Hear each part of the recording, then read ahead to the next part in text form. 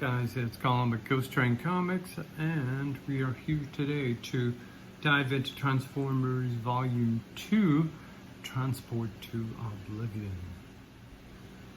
This collection picks up where we left off with Volume 1, and this covers issues 7 to 12. Opens with solid, fast-moving action between the Decepticons.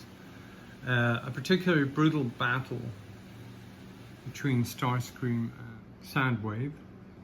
War stories with Elita and with Arch Magnus here are also fascinating counterparts, not just to the Decepticons as they fight on in the seemingly endless struggle on Cybertron, but also between what the Autobots on Earth under Prime are trying to achieve and the Decepticons on Prime are also trying to achieve, and the power squabbles that are starting to emerge, like the opening fight and the leadership challenge on the Decepticon side comes through.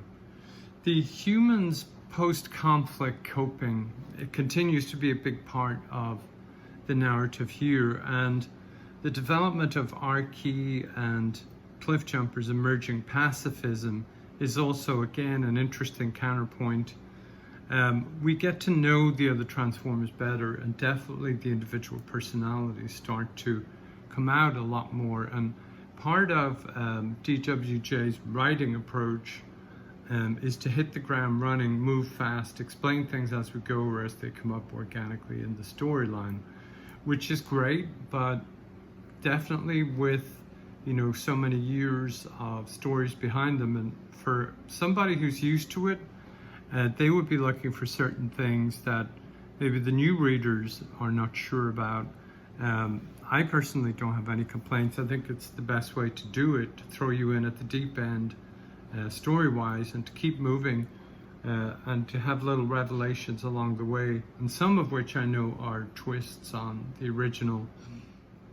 Jorge Corona's art maintains the overall style of DWJ from issues 1 through 6, with significant shifts in emphasis, but a very similar tone, and I feel he was a good choice for a follow-up artist to keep the overall aesthetic and the edge, the kind of the worn-in look and the battle-weary feel.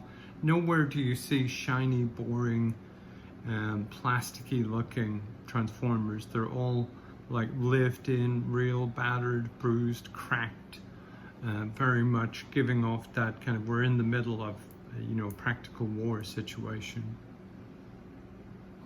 The mixture of action, intrigue, and human interaction are again interspersed here, with the plot and the character arcs moving forward neatly. Carly and Archie's relationship is particularly well done, and the development of Prime's blackout issues and the mysterious baby that he keeps seeing, as well as Cliffjumper's refusal to kill, are welcome plot points in what could easily have been a surface level action bonanza.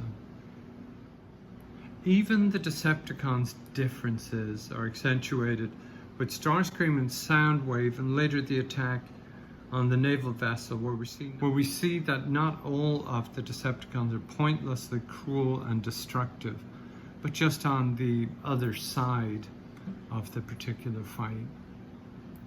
Elita-1 and Ultra Magnus' story on Cybertron is full-on wartime tragic drama, and rings every panel for pathos and excited anticipation for what the tension is going to bring next. Beachcomber's emergence is an interesting one, with another Cybertronian refusing to fight and deepening the gulf between the Decepticons and the Autobots, and even causing a bit of a schism within the Autobot side themselves, as you have one group who are fresh from war, sick of it, but wanting to continue on with the aim of ultimately achieving peace through superior firepower, and the other side just tired of it and wanting to find a better way forward.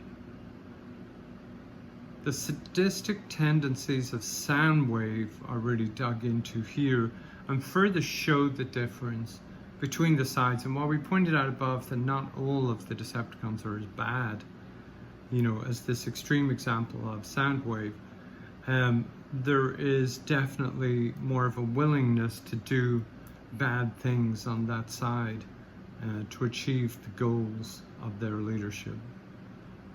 As the portal to Cybertron is opened and Elita-1 and Ultra Magnus come through, we see more of the PTSD and the weight that the long struggle has taken on all of the Autobots.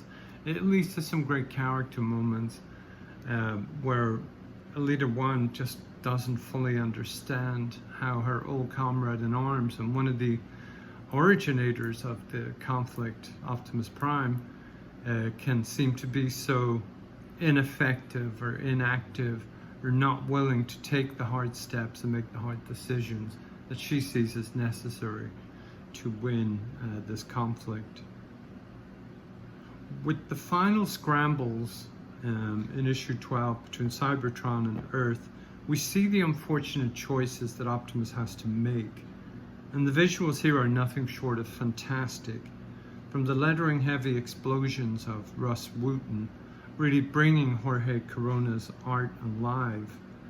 The inclusion of Beachcomber here is a page that must have had longtime fans shouting it. As we come to the end of volume 2 and get ready to jump into issue 13, the pace has not stopped for one moment, but taken mere rest stops along the way with some brilliant character moments as a result. I'm excited to continue on into volume 3 and all the way through, and I hope that you come along for the ride. As always, love to get a comment, feedback, and a subscribe, a like, and any shares that you guys wish to do. But thanks guys, see you soon, bye bye.